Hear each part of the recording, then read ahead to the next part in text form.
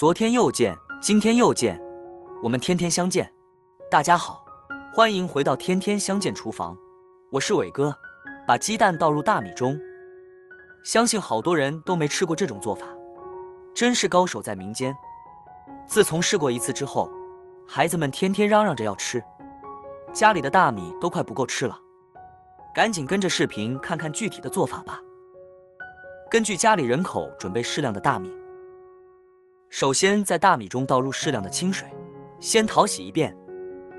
这里建议用凉水淘洗大米，还有就是淘洗大米的时候，不要过分揉搓，不要用流水冲洗，否则大米的营养成分容易流失。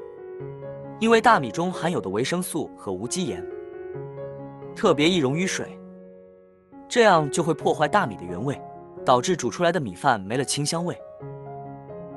而且搓洗大米时间也不要过长，长时间的搓洗也会导致大米营养流失，而且吃起来口感也不好。最多淘洗2次就可以了。第一遍把大米中的灰尘和杂质淘洗掉，第二遍稍微淘洗一下即可干净，营养不会流失。然后我们将淘米水倒掉。至于我们每天淘米的淘米水，大家也不要浪费了，可以用它来浇灌绿植，或是用来清洗碗筷锅具，洗脸洗头发都行。因为大米中含有的有机成分和无机成分，淘洗时都会有部分丢失在淘米水中，所以淘米水是具有一定的营养成分的。好了，废话不多说，我们进入主题。淘洗干净的大米直接倒入电饭锅中，把大米铺平整。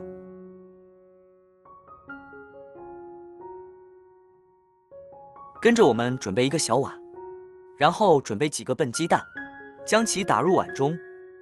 鸡蛋不要直接打入大米里边，防止有寡鸡蛋，那样一大锅大米就浪费了。多加这一步保险些。跟着我们再将鸡蛋倒入大米里边，然后用筷子将鸡蛋液搅散，与大米搅拌融合，使每一粒米饭拿到均匀的裹上鸡蛋液。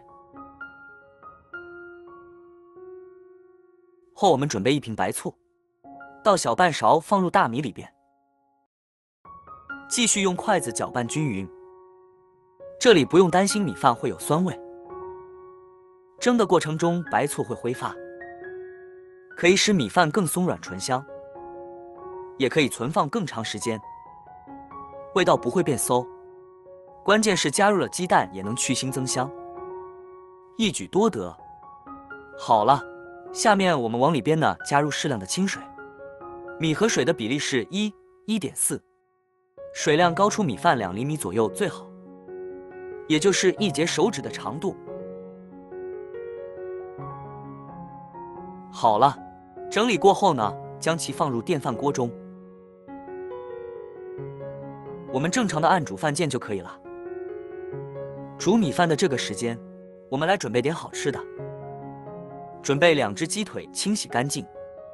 我们把鸡骨头剔出来，在鸡腿上面划一刀，从头部一直划到最底部。接着用手把肉往2边扒开，露出骨头的样子。和骨头粘着的肉呢，直接用刀割开。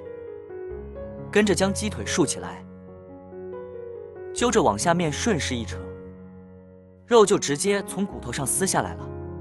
如果有粘连的话，就用刀背轻轻地往下刮就好了，简单吧？然后呢，我们将鸡腿肉切成条状，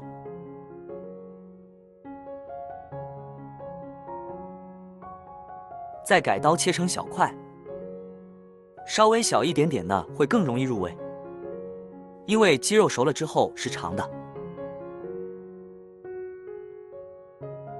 切好的鸡肉装入盘中，跟着我们准备1根大葱，切成马耳状，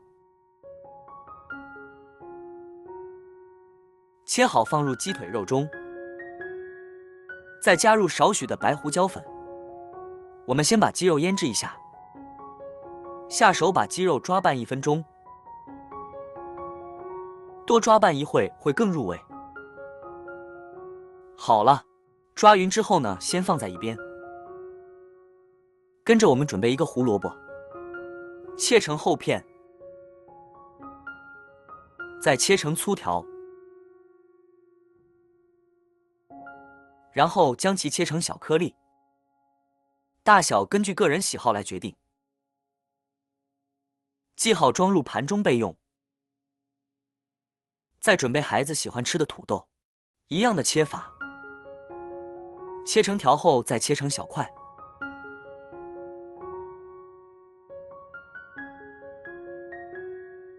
和胡萝卜装在一起备用。最后，我们准备一个洋葱，切条，再切成小块，切好先放在一边。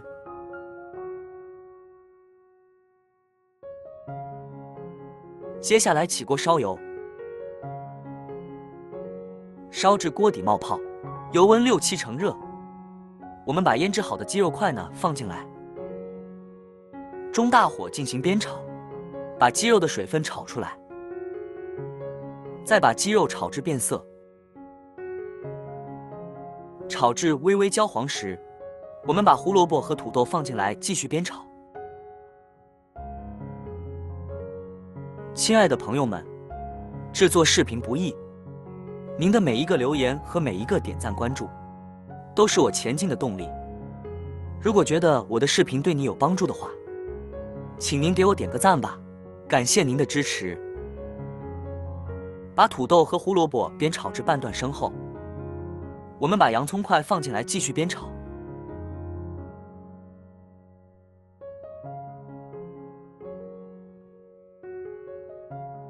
打开后，我们往里边加入清水，刚刚好没过食材就可以。盖上盖子，中大火烧开。烧开后，我们根据个人口味，往里边加入适量的咖喱酱，其他什么调味料呢都不需要加了。继续盖上盖子，中小火炖5分钟。